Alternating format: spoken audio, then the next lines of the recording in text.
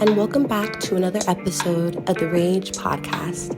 I'm your host, Micaela Parker, and on today's episode, we will be talking to Gerardo Muñoz, PhD student at the University of Denver, current manager of learning and development in Denver Public Schools, public educator for 25 years, and the 2021 Colorado Teacher of the Year.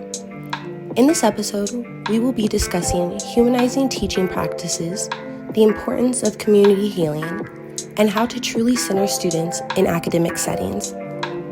This conversation made me reflect on the impact ethnic studies has had on my academic career and self-development. With that being said, I want to take a moment to thank the Ethnic Studies Department at Colorado State University, all the faculty and staff who helped teach me, but specifically, I want to thank Ernesto Sagas, who taught me my first ethnic studies class, fall 2016. The skills and knowledge I was taught gave me the vernacular and historical context to name the oppressive systems around me.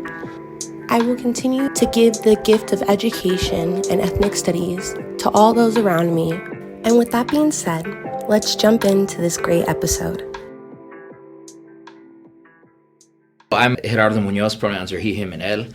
I do a lot of different things. So currently my official role is I manage learning and development in Denver Public Schools, which the translation is that I am in charge of all of our programming for student teachers and brand new teachers.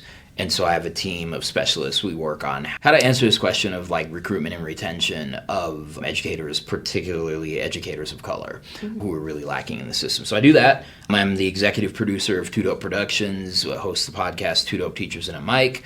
My guy, Kevin Adams, shout out Kev. And so we've been doing that for about 7 years. This is season 7 for us, where we attempt to remix the conversation on race, power, and education. Prior to all that, I was a middle and high school social studies teacher. So I taught mostly world history and ethnic studies to high schoolers, and then I taught some cultural studies to middle schoolers and that kind of thing. Did that for 23 years, and in 2021, I was named Colorado Teacher of the Year.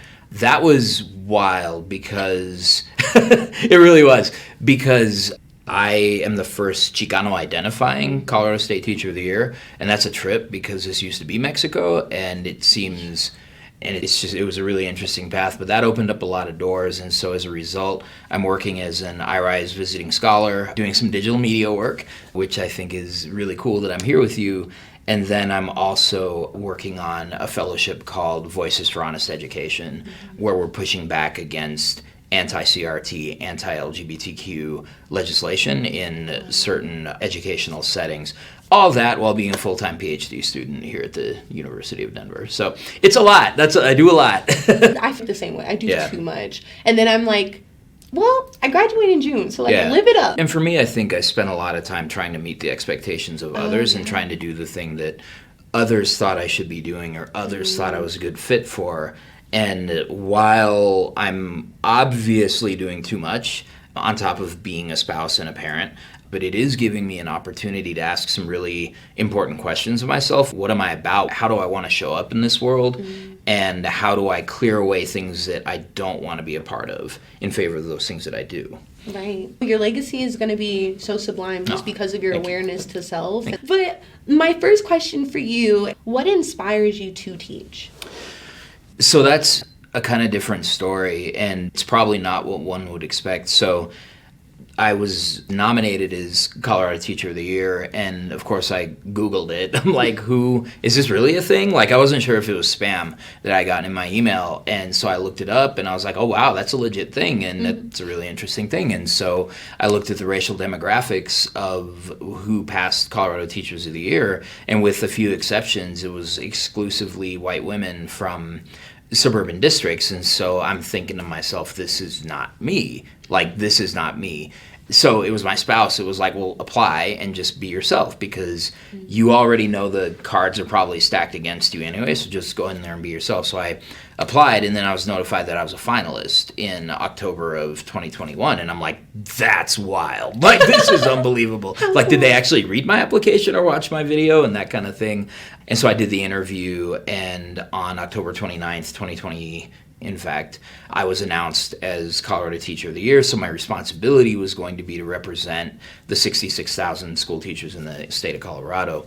And so I think what's really profound about that program is they ask us to reflect on our teacher identity and what brought us here, what led us into this work. And I heard a lot of stories around me of people, I used to always want to be a teacher. I used to pretend I was a teacher with my friends. Like, I was talking about it from like 5th grade on. And I never saw myself that way. Like, my mother is a retired teacher, and I thought she did really important work. My dad, I don't think, has any formal education. And so this teacher thing just kind of came out of nowhere. And it was actually ethnic studies in college that gave me something to talk to people about. And I noticed that so many people, particularly in my community, didn't have this kind of knowledge. So in December of 1999, I was hired as a long-term sub at a school. And really, people ask me what got me into teaching. I'm like, I needed a job. Like, I was broke at the end of college. That was a whole trauma. And so when you're telling me that you're going to give me $25,000 whole dollars a year and I'm going to get insurance, I don't care. What's the job? Teaching? Cool, I'm in. So I started teaching as a sub, and at that time there was a big teacher shortage, just like now. And so Denver Public Schools had created this teacher in residence program where you could teach while working on your teaching credential, because I hadn't majored in education. I didn't go to teacher school. I was never a student teacher. I didn't take any of the coursework, which became kind of a source of insecurity for me as I kind of went through the profession. But as I went through the work, and as I got excited about, I just want my students to talk about this stuff. I want to know what they think about the history that I was able to learn and that they haven't had an opportunity to learn yet. I fell in love with the work, and I fell in love with the idea of becoming human, because I think that more than anything, teaching gave me a way to start to become human, and Paulo Freire writes about this process of becoming human. So the simple answer is I have no idea why I came into teaching. I needed to work, I needed an income, and ultimately it was humanizing, and it allowed me to kind of grow into it where I would end up later on.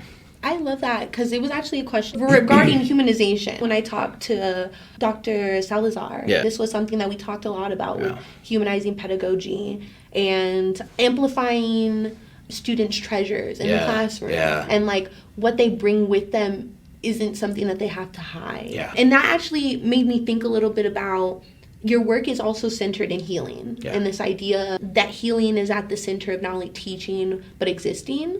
And I really love that, because it just aligns so much with what I just recently did a conversation with Our Stories, Our Medicines archive. I love that. And I love them. And so like it's so cool that even if I didn't want all these conversations to be connected, they were.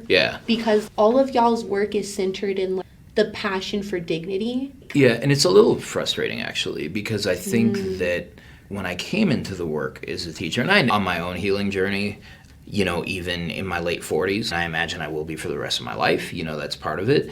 But I think what I always discovered was that when students came into my classroom, particularly I was teaching at an alternative school. It was a school where students enrolled there when they were behind in their credits, and they needed to find a way to catch up. And then what you realize really quickly, they're not behind in their credits because they just don't feel like doing the work, or they're not smart, or they're lazy, or any of these kinds. Like, we may label it that, but that's never what it is. They've all experienced some form of harm or alienation from education in general, and whether that harm began at home in harmful environments or whether it began when they first came into a school, they've experienced harm. And so I came in with all of these really, and I'll admit it, with really elitist ideas. Like, I love being smart. I love thinking that I'm the smartest person in the room. Like, I love thinking that I've read more books than anybody I come into contact with. And so I came in with kind of an elitist frame, saying that there's all this knowledge that I want you to gain. And what I realized is that that wasn't the work. The work was to help students find healing from what they had experienced previously. And I think, you know, Kevin, my partner on the podcast, on the Two Dope Teachers and a Mic podcast, in a conversation we had with Dr. Bettina Love, she writes about spirit murdering and the spirit murdering that happens to Black and brown children in schools. And so he said, well, if we have spirit murder happening, then maybe teachers of color are spirit healers. And so I always kind of use this because it's like, I wanted to come in with knowledge, right? With knowledge and to empower you in the way that I was empowered. But instead, it becomes my job to be a healer. And of course I'm going to do it because we can't take advantage of all the books in the world until we become whole. And so I always have this kind of feeling of like, yeah, I mean, it would have been cool to just teach about Maya civilization, but ultimately that wasn't the work. That wasn't the work that, at least that wasn't what came first. Right. And so I think the designation of healing is really interesting to me because I wish we didn't have to. I wish we didn't have to, but it is reality in this white supremacist, capitalist, patriarchal system that people are damaged not as a one-off or not as, hey, it's a great system, you know, a few people may get hurt along the way. No, this is not a bug of the system. This is a function of the system. You have broken people who get broken by all of it, and because of that, we need healers. I don't know if I'm a healer. I try, you know, and I try to kind of, you mentioned Dr. Salazar, who I think is the most important intellectual influence on my life. And when she talks about humanizing, I think about how I had to learn as a teacher that every single kid that walked through that door to sit in my classroom was exactly the person that they were supposed to be. They did not need to be fixed by me. They did not need to be redirected by me. What they needed to do was to find a way to their own wholeness, because they're whole. I just have to help them see it and see that they're the people that they're supposed to be. And that's a surprisingly radical take in education. And there's a question if we're centering ourselves in the work, and that's something I've always tried to really be vigilant against. I know I'm not always successful, but I think that there's a book, and I don't remember the author's name, I have to find it, but there's a book out there called Educators as First Responders.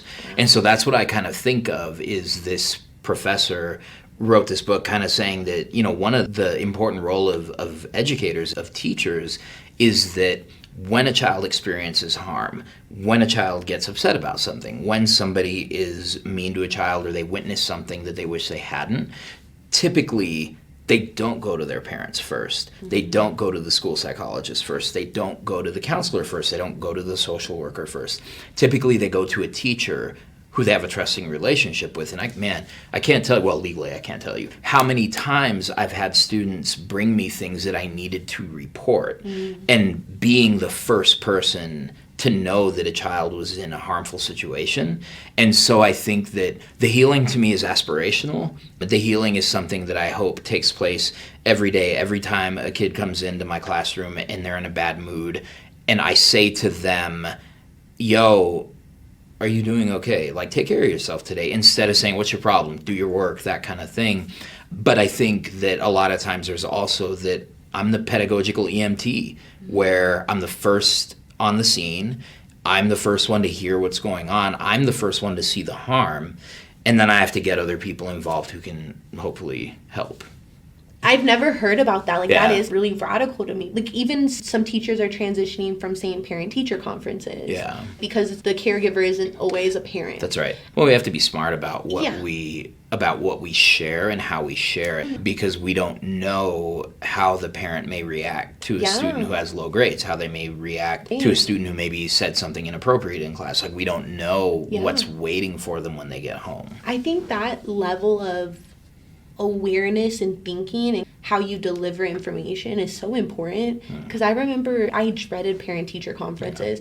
I was the student that always talked too much, that was distracted. It's the same. Yeah, I was the one that never got anything No wonder this conversation is going so well. Right, exactly. Really similar. We're so similar. Oh, yeah. And I remember I just used to dread it, not because my mom would do anything, but because I just didn't like disappointing my mom. Yeah. Especially by 100%, if not 99%, all of these teachers being white. Yeah. I was being critically examined through this hyper white affluent lens as well.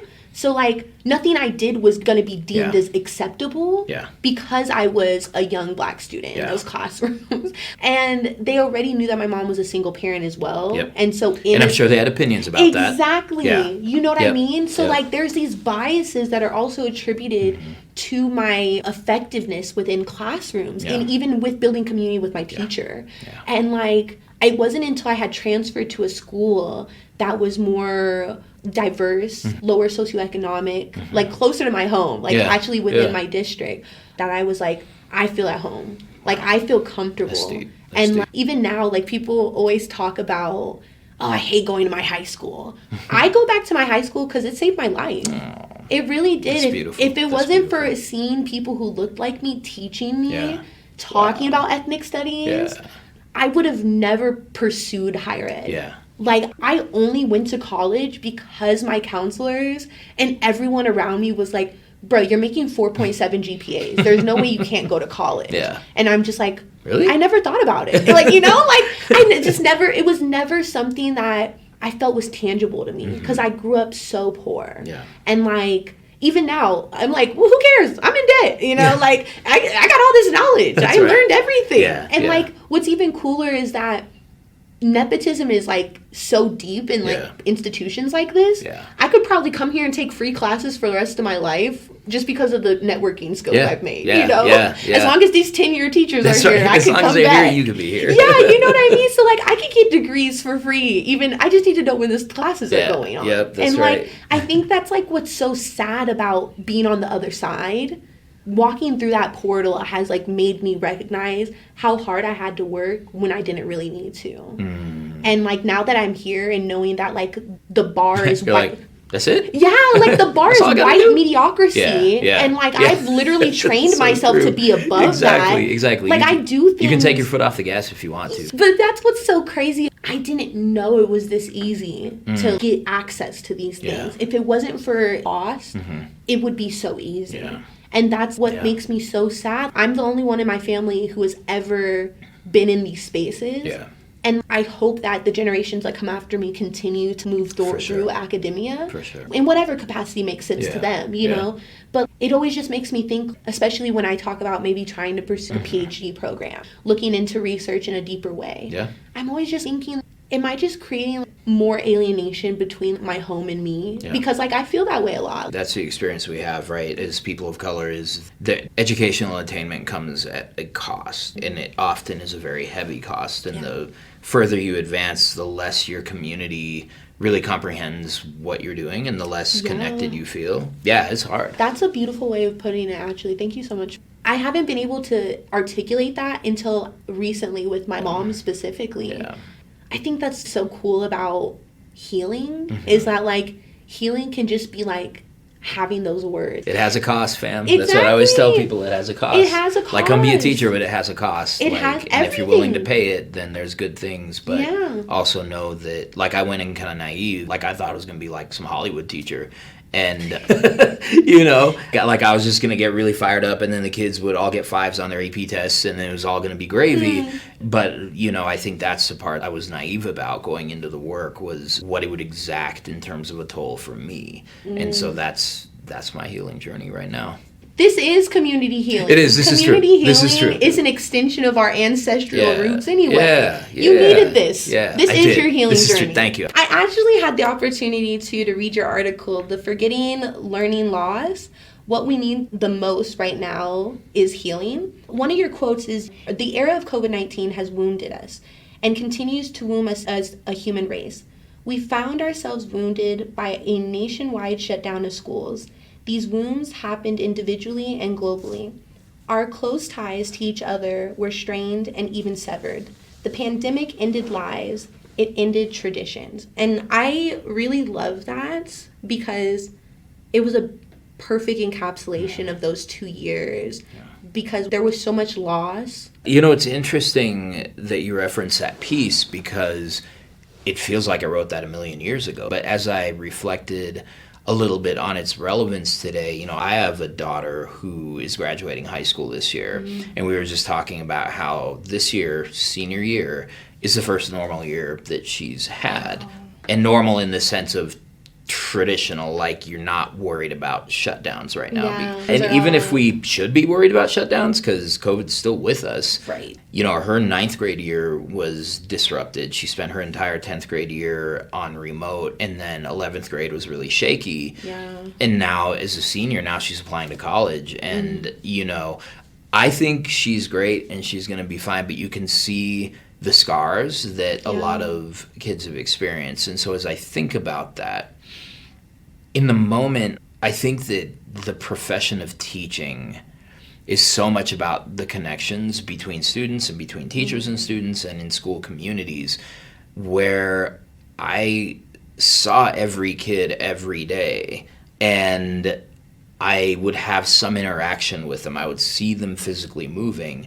And I think during COVID, because I wasn't one of those teachers that made them keep their camera on, someone asked me, well, what's a good reason? I was like, I don't know what a good reason is, and that's why I'm not going to make them do it. I know my perspective. Like, I can find a nice room in my quasi-suburban house that isn't going to feel embarrassing to me. I don't know that others have that same experience, but it went from...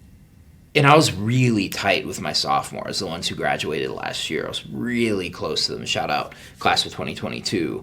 And I had so looked forward to having them in class because I was teaching 10th grade at that point. And then it all just ended.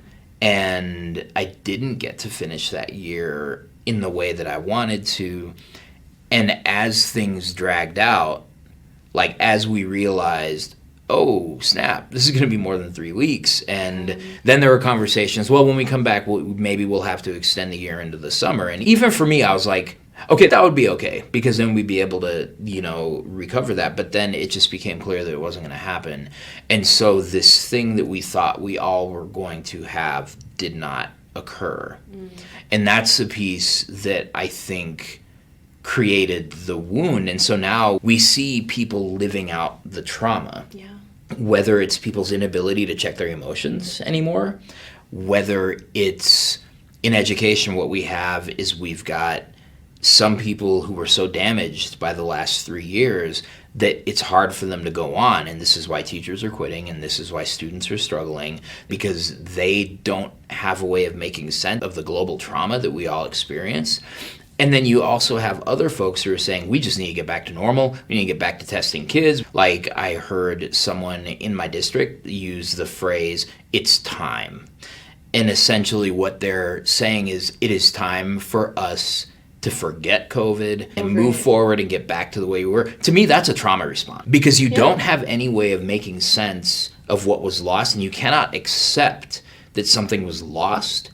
And so you are just going to forge ahead and pretend it never happened. And so what we're seeing is a protracted trauma response. And at the time that I wrote those words, and I just gone to this amazing webinar put on by folks at Quetzal Education Consulting, my good friend Marilyn Zuniga and some other people had gotten on there. And one of the things they talked about was we have to repurpose our pedagogies. Like we have to realize this moment demands us to be different and gives us the opportunity to be different. And we had all this conversation about we can reimagine education now. And now I just kind of feel like we can't even be real about what we just went through. Yeah. And that's frustrating. And so that trauma that I wrote about 3 years ago, it's even worse than I thought it was going to be. That's so interesting, especially in the space of education. Yeah. Because it's the vessel for self-exploration, in my opinion. And when you don't acknowledge what upsets you, what impacts your emotional well-being, how could you ever be back to normal? That's right. And normal wasn't that great, normal by the was way. Not great. Normal was not people great. Forget that normal wasn't so good. We were in the middle of a very toxic administration, which followed another problematic administration, especially in those last years. Like, normal wasn't that great. And I think there's something you mentioned in the question, too, around students. And Kevin and I recorded a roundtable with 4 high school students just about, y'all are about to be remote. What do you think about this? Like, what are you thinking right now? And I remember one of those students goes to school here now. Really? And I'm really close with her family. Like, I've taught all of the kids in that family. Oh, wow. There's like 6 of them, and I've had them all in class at some point. And I remember asking about has anyone reached out to you to see what you think we should be doing at this point? Because literally none of us had ever gone through this before. And I remember this young woman saying to me, I don't remember anybody asking me. And once again, it's kind of like we as adults did not have the answers at that time. And we sure didn't invite you in as partners. And I think that was the moment that really crystallized the importance of student voice and leadership in schools. And especially now when we see all the violence that's happening around the country, all the hate crimes, all of these things that are occurring online, in person, all of these different things, like we don't have the answers. And so we need to step aside and let our young people reimagine our solutions to these problems. Because my generation, we're just like, well, either just deal with it or make a law. And it's like, okay, cool. We've been doing that for a really long time. Like, and what changes have we seen? But I do think that piece about student voice, COVID really amplified for me what it truly meant to listen to students and to say, you know what, let's co-create this learning experience together. Like, I used to think I knew a lot. I don't think I know anything, at least not more than what you know about schooling right now. So how do we do this together?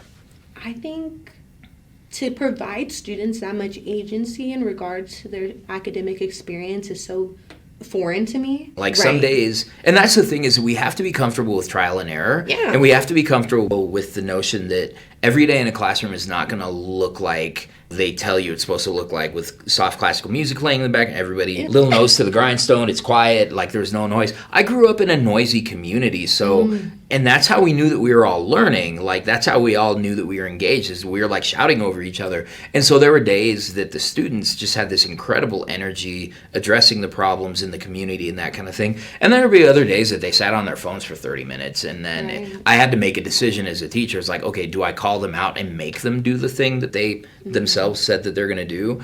Or do I wait and say, all right, how do we feel about our process today? How do we feel about progress towards these goals? And young people are going to critique themselves. And they're going to say, and I remember one student saying, yeah, Muñoz, it wasn't great. I'm like, yeah, cool. Okay, I'm not mad at you. Like, what are our next steps? What do we do now? And they'll say, well, I think we need to structure this differently. I think I need to come in and then they would come up with a better plan for the next day.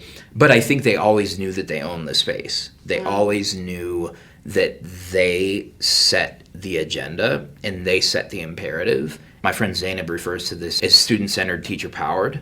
And so the only thing I have that the students don't have is years on this earth. Wow. And so in that time, I have made connections, I have found resources. And so if my student says, hey, I want to read about labor history, I want to learn some tactics for like a strike, I'll say, oh, there's a book. If you feel like reading a book, it's here. If you don't feel like reading a book, there's some YouTube videos that have some great stuff. And so my job is to just have resources. They dictate what they want to learn and why they want to learn it. And I wouldn't say I got perfect at it. There are others who do it way better than I ever did. I'm not in the classroom anymore. But it was when education felt the most authentic to me.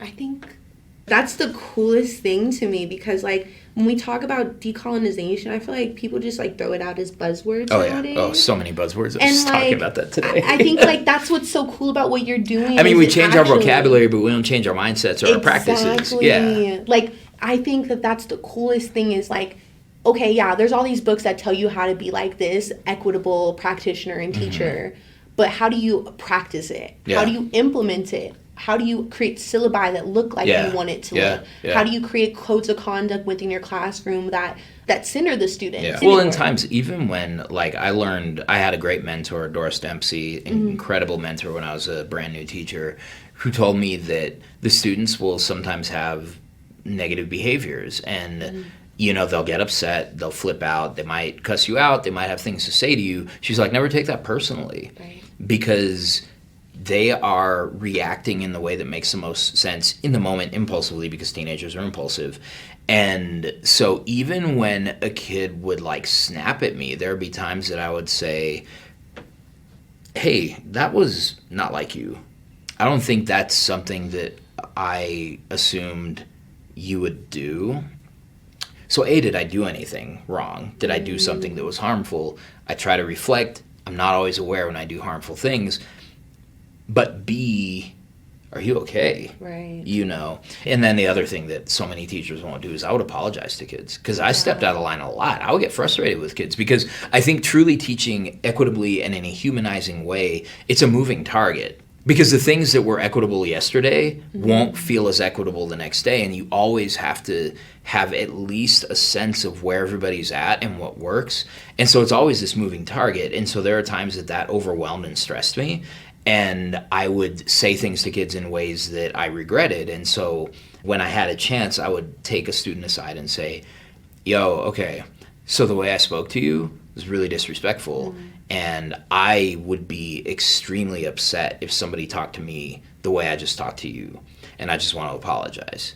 And then there's the temptation of the teacher to say, but then you also, that kind of thing. And it's like, I'm sorry, when I chose disrespect, I forfeited the right to have a conversation about your behavior. That is now going to have to wait, because now I have done harm instead of being the adult in the situation. And so people are, well, you apologize to kids. I'm like, yeah, if I did something wrong, which is a lot, you know. I'm sorry I was impatient. I'm sorry I spoke to you in that manner. I'm sorry I ignored you when you came up and asked me a question. Like, it's so you simple. don't deserve that. You don't deserve that. Yeah. What I did to you, you don't deserve. Because we normalize foulness. Yeah, like, especially we do. From we teachers. so normalize foulness. Yeah, especially from teachers. At lunch, something had happened. I went back in the classroom. She's eating. She's like, don't bother me. And it's okay for a teacher. Like, I needed to do this because there were literally moments that were not the best moments for me to talk to kids. But you never, they never apologize, though. That's what I would special. say to students is, hey, so it's not the best time. Can we talk after lunch? Perfect. Right. And then they're like, yeah, of course. And then they'll come back and they'll say something. And I'm like, man, I'm so glad I didn't, like, snap at you, because you were actually, like, going through a really hard time. Yeah. And I was like, in that moment, I was the wrong person to come to, you know? Sometimes, like you were just saying, in those moments, it's when no one's around that the students will come to you and, like, be vulnerable. 100%. Or, like, especially during lunch, I was the student that went and ate with teachers. Yeah. Like, I was that student because I didn't have many friends. Yeah. And what does it mean to have a teacher that you know you can go to this door and they're going to be like, come on in, you know? Like, hey, and even just like you were talking about with Zoom, and, like, I think that's one thing that used to keep me up at night when we first went into lockdown, is that there's so many students that you don't know what they go home to, and now they're stuck there. Yeah. And they're not able to vouch for themselves through a teacher. Yeah. They're not able to find community resources the same way through a teacher. And I didn't consider school to be a safe space for me. Right. But I know that a lot of the students I've had over the years do consider school a safe space. It's a place where they can escape certain harmful things that are in their lives. And it's a place where, for some, they feel affirmed and supported, and they feel fed, and they feel sheltered and safe, and that kind of thing. And so I always had to keep that in mind. It wasn't a safe place for me, but it is for a lot of kids. You know what's so special about that? You're being the person that you always deserved. Oh, that's really cool. Wow, that's what I think about myself. And I gotta think about that. That's real, though. Yeah. You're the person, you are becoming the person that when you were growing up you always needed. Yeah. And that is what makes you such a good teacher. Thank you. So much of your work, after researching you, especially as someone, I went to school at CSU for ethnic studies. Mm-hmm. Yeah. So, like, the ethnic studies department up there, like, made me feel at home. And I think that's what's so cool about erasing power dynamics within relationships. Yeah. Like, even what you're talking about as a teacher with your student. I'm just here facilitating y'all so you don't burn it down. Yeah, right. Whatever you want to learn about. Or if you want to burn it down, there's some resources. Or, let me know. Let me know. Let's see. I mean, why are you going to burn it down? Okay. Yeah, let's talk about it. Let's talk about what works. Like, I love that, because giving them the agency, the autonomy to explore, especially in one of the most purest places for exploring oneself, exploring education and just knowledge in general, like, why not give them the reins? Yeah. And this is Bell Hooks's writing, that education needs to be the practice of freedom. Yes. And so these are, especially teaching high school, they're not free people. And we can debate whether they'll ever be free people, depending on how we view things like capitalism and patriarchy and homophobia and racism. Yeah. We can debate whether freedom truly exists. But I do think that school can be a safe place to practice, hey, I'm going to be empowered to make my own decisions, and I'm going to be empowered to sort of dream and take the reins, as you said, And if it doesn't work, it's not the end of the world. If it doesn't work, then I can reflect and learn. And so that's always been my own guiding light, is Dr. Hook's kind of saying, are we practicing freedom today? Like, I can manage out all of the issues in a class, but is that really preparing them to be free people? And that's always an important question to me. You just made me think a lot about how I've redirected life in general when it comes to, like, success.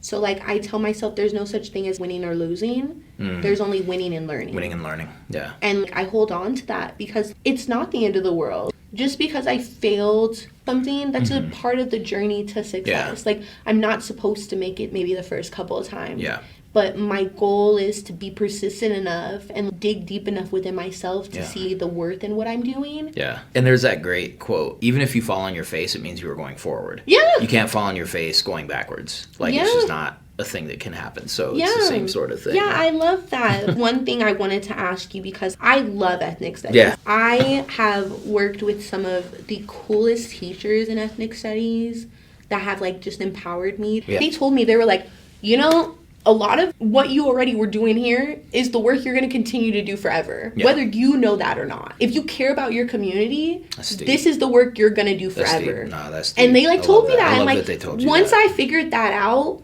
I was like, well, I'm in it. This is my love. My community is my heart. It's my first love. And, like, that's why I love what I do, because I feel like it's just nurturing the people who have always nurtured me. Yeah. It's like that cyclical helping of each other, like going back and just, like, continuing to, what are your needs? Like, always looking out for each other. Yeah. And like you said, it was powerful for them to tell me that, because they were being so honest with me. And it's, like you said, it's real, because the work I'm doing now is exactly what I was doing before. It just looks different. Yeah. It's a different theme. It's a different tune. It's a different location. It's adaptive. Exactly. Yeah. It's transcended maybe what it looked like before, but it's still there. Yeah. And, like, that's what's so cool about other people believing in me, is that even when I can't see my light or see where it makes sense for this to, like, be a part of my journey, they always encourage me to, like, get out of your head. Yeah. Get out of your head real quick and, like, think about you. Who are you? Like, look at how great you are. You're going places. Yeah. Whether you know that or not, that's up to you. Yeah. You gotta believe. So we believe in you, but you gotta believe. And, like, that's, like, something that my mom's kind of always told me. She's like, I can't run your race for you. And, like, that's what my mom always used to tell me. She's like, I can't do the assignments for you. I can't do this for you. But I'm here to cheer you on. I'm on the sideline. I'm your cheerleader. But I can't run the race. And once I realized that it is my race and it's about what I want, I've taken real ownership of that. I've let it lead me instead of me leading it. Yeah. And I've let go of ideas of what I believe I'm supposed to be. I just let myself love the things I'm doing. Wow. And I think that's cool. So powerful. That's cool. Like, cool. My whole identity. That's deep. That's really mature. Like, that's really mature, because I think there's a lot of people who won't let themselves do that. So I love that. I wanted to ask, as someone who loves ethnic studies, how can ethnic studies help students reclaim their identity through knowledge? Yeah.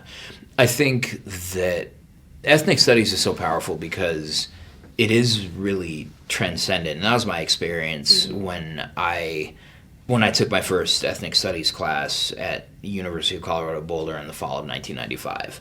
Like, it was a long time ago. But I think that the first thing is the ability to see that you're actually part of a larger historical, cultural, political, even economic legacy than what is told in the mainstream, which Dr. Salazar refers to as the white stream, right? And so it gives visibility to that we are not trees without roots, to kind of paraphrase Marcus Garvey's quote, that a tree without roots just falls down, but we have roots. We all have roots. And so I think that is a really important thing. I think the epistemologies of ethnic studies are really important to me, because the things that my students shared with me have names. Like, when one of my Mexican-American students is asked, where are you originally from? That has a name. It's nativism. It's xenophobia. And so all of these things have names. So it's not just in your head that these things are happening. But I'll answer this with a story that I think drove me into taking ethnic studies pedagogy and praxis more seriously, and really embracing it as the academically rigorous healer that I knew that it was. So I was at a small school, so everyone taught everything. I had like 4 different classes that I taught. At the beginning of the day, I taught Advanced Placement World History, and at the end of the day, I taught Intro to Ethnic Studies. And so I had one young woman student who was undocumented, was in both classes. And one day we were just talking, and she's like, "Mister, did you notice I'm different in both classes?" I'm like, "A little bit." I was like, "Yeah, you're a little bit more outspoken in the ethnic studies class. You're not as outspoken in the world history class." And she's like, "You're different too." She's like, "I feel like in AP, I'm learning from you, and in ethnic studies, I'm learning with you." And I was like, "That's wild." And then she also said, "The other thing I like about ethnic studies, I don't know any of this stuff," is what she said. She's like, "I don't know any of this history that you're sharing with us. I don't know any of this stuff. And usually when I'm in class with white students, I feel like they already know everything, and I don't know as much as they do. In this class, we're on the same level."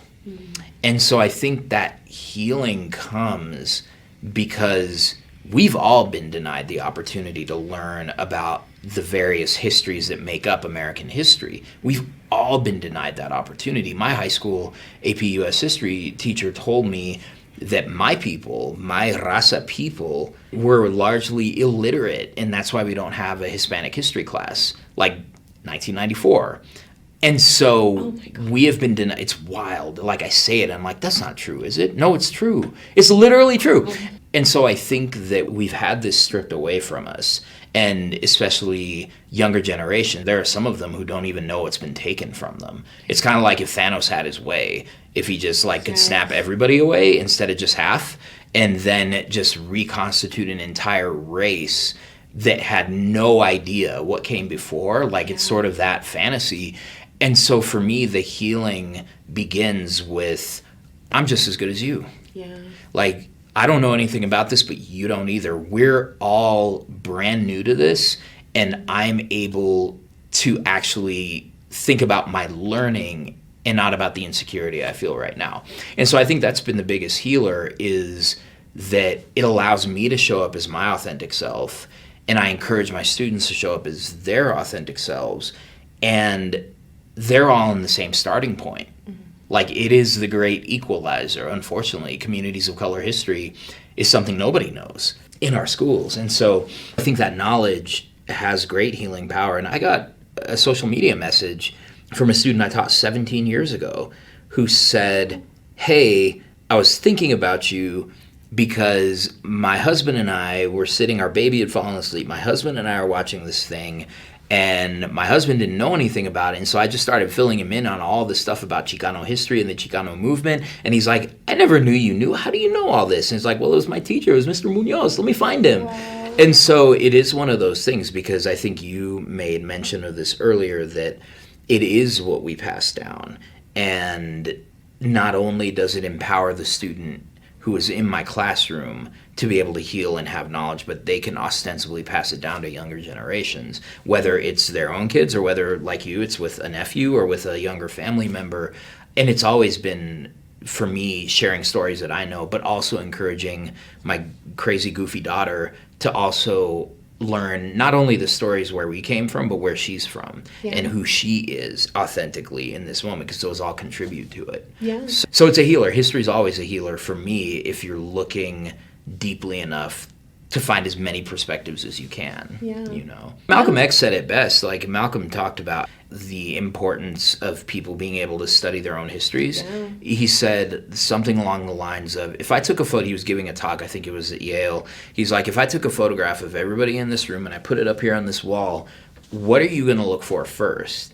You look for yourself. Yeah. He's like, history's that way. You can't appreciate anybody else in the picture until you know where you fit in. That's so true. I think that's a powerful thing, you know. I still turn that over in my mind and think about, now you put any history book in front of me and I'm interested, but it's because I finally had the opportunity to find out where my people were situated within history, and then that gave me, and then my people was always really like, it was always really broad, because I always felt a natural affinity for learning Black history, because first of all, I was raised with Black history and by Black history, but also looking around and saying, I always wanted to know more about Rachel B. Noel. I always wanted to know more about why this was called Harlem of the West. I always wanted to know more about these different things. The Black American West Museum, like Dr. Justina Ford, like the library I went to is named after her.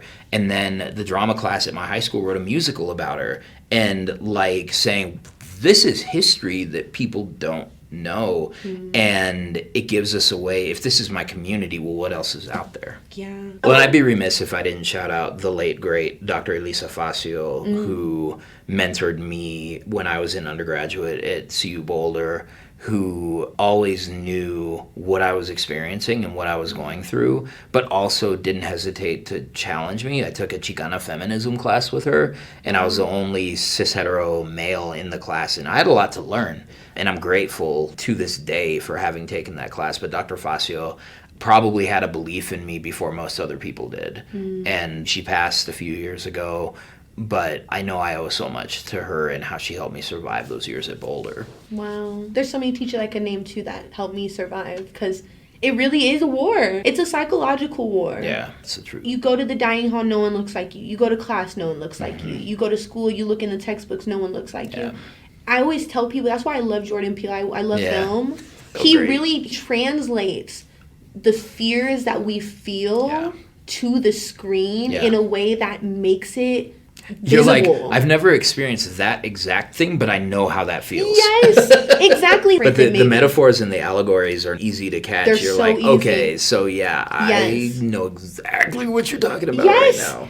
Film is so cool to me because I feel like a good film, you're communicating with it. Yeah. Like throughout the whole movie. I have to analyze everything. I have to take a couple minutes and be like, oh my God, did y'all just see that? That plot twist is crazy. You know, it's so cool because film is also a way to snapshot our contemporary moment as well. Like the things that people were watching or were the highest rating or grossing. That's such a great point. There's a correlation to like what we watch and like how it makes us feel and the dialogue that it creates internally with ourselves. And what we're, that's powerful. Like you were saying, like having these means and ways of being able to like communicate these different issues, not only with ourselves, with our community, and then pass them down. Yeah. Like for example, in 60 years, that movie's still gonna be like the movie. Yeah. Like all Black families are gonna be like, it's gonna be classic. And I tell people all the time, like Black cinema is different. Like people don't get it because we are really putting and translating our lives into film. Yeah, it's an artistic tradition. Yes. And, but before we leave, I only have two more questions. Okay. And the first one is, so as someone who is a veteran of teaching and has done this for 20 plus years, I wanted to ask, can you share with us what you have learned from your students over these years? Yeah, I have learned from my students that becoming human is a process. And I think watching them work through difficult questions, work to address, difficult situations, whether it's in their own personal lives or whether it's in school, insecurities about their future, all that kind of stuff. I had the incredible privilege to watch them become human and become adults in front of my eyes. My school was a 6 through 12, and so we would get kids at age 11 and then see them graduate at 18, out to kind of see the world. And so in that process, I think they taught me what it means to get on the path to being human. And I'll never say that I'm fully human because I think that's aspirational. I think that there are a lot of systems that have put up barriers between ourselves and our own humanity, but they've shown me that it is a path. And even after the fact, last week, I was in this kind of negative space about kind of where I was going in life and all that kind of stuff. And I ran into a former student of mine that I met when he was in 8th grade. And now he's working as a family support liaison at a school. And I think he's probably around your age, I think. Okay. But just running into him was kind of like, there's a lot of hard stuff out there in education. There's a lot of things that are really discouraging and it's saddening, but like this is a person that I met as a child and he is now an adult doing something that's meaningful for him. And so people like to say that life is short, and I've started to say it's not. Life is long. Like, I don't recognize the person I was 25 years ago because I've had so many experiences since. And, creator willing, I'll have more experiences for years to come, right? And so I think that being able to watch young people address tackle, confront the issues in front of them, confront themselves, and all those kinds of things, is a reminder that humanization is for all of us. So I think that's the most important thing that kids have taught me. That, and have a tough skin, because when they make fun of you, it's love. I had a student meet me at registration, and he's like, "Are you a teacher?" I'm like, "Yeah, how'd you know?" And he's like, "Your shoes." I was like, "Bruh." So I now try to come correct. And, even now they'll like yell at me. It's like, "Not you creasing your shoes already." I'm like, I'm not going to walk like a duck. I'm going to walk like a normal human being. Because you know what? I can afford to replace them. Yeah, exactly. But it's that tough skin, right? Yes. It's that tough skin. It's like, okay, you are clowning me because you love, and I'm from the East Side, and that's how we show love, is by clowning each other. Roasting. Sometimes it goes too far, but for the most part, it's exactly. It's that little roasting. But you just made me think, one of my favorite quotes is from Maya Angelou, and it's, "I am human, therefore nothing human can be alien to me." I love that. Yeah, and that's my favorite quote. So don't think of yourself as a human, but maybe when you say that quote, if you bring it anywhere else, remind yourself that humanization is a process. Exactly. But before we go, I wanted to ask if you had any resources or closing remarks you would like to leave our listeners with. Yeah, so I think, what am I really into right now? I think just reading is such a powerful thing, and I think it's important. I'm a PhD student, so 80% of what I read is for classes, but I think it's always important to read the things that you just want to read. So currently, I'm reading a book by Reina Grande called A Dream Called Home. Mm-hmm. And it's her own sort of reflections on not really ever experiencing home in the way that a lot of us do, and sort of dreaming of what it would have been like to kind of find it. So I really recommend that book. When I'm feeling strong enough, I listen to the Jacobin podcast. They do some really great stuff. Upstream podcast is really good. And so I think a lot of it is just like, I'm reading probably about 14 books right now, just a little bit at a time. I may have ADD, I don't know. Same. But kind of getting into that and just making sure that I'm always diving into the things that really matter to me. I'm reading Raekwon's memoir right now because I grew up with hip hop. And so it's a really important kind of perspective on something that resonates with me. And so I think that not everything that we should be working on should have some kind of monetary payoff at the end. Like, sometimes we just have to do the things that we love. And so I think I would really recommend those two books. Also, Crying in H Mart. I can only read a little bit at a time because it is really emotional, and it does really activate a lot of pain from our own past. When I read those books, I'm looking for the mirrors and windows, right? My friend Africa Fannie Mills writes about this, about the windows and mirrors. What are the ways that we're similar? And then what are the things that you can teach me about yourself that I don't relate to, but that I can also accept? So that, and anything by J. Cole. Listen to it.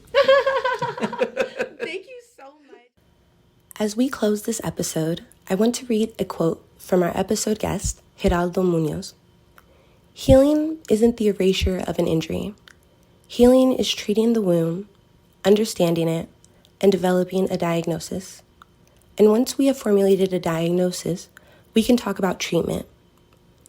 It is apparent that policymakers, bureaucrats, and decision makers want healing, but they want to heal the system. We must heal people. And if the traditional practices and policies do not promote the healing of humans in the system, then those practices and policies must be set aside." Thank you for listening to another episode of the R.A.G.E podcast. The R.A.G.E podcast is the product of the Interdisciplinary Research Institute for the Study of Inequality, or IRISE. To learn more about what we do, please visit our website at irise.du.edu. To ensure that we bring you quality content, please be sure to subscribe, follow, like, or share on the platform you are listening to us on. For R.A.G.E opportunities and updates, please follow our social media pages. You can find us on Instagram, Twitter, and Facebook at the R.A.G.E podcast, all one word. Thank you again for listening to another episode of the R.A.G.E, and remember, every day you are breathing, you are winning. Stay safe and you are loved.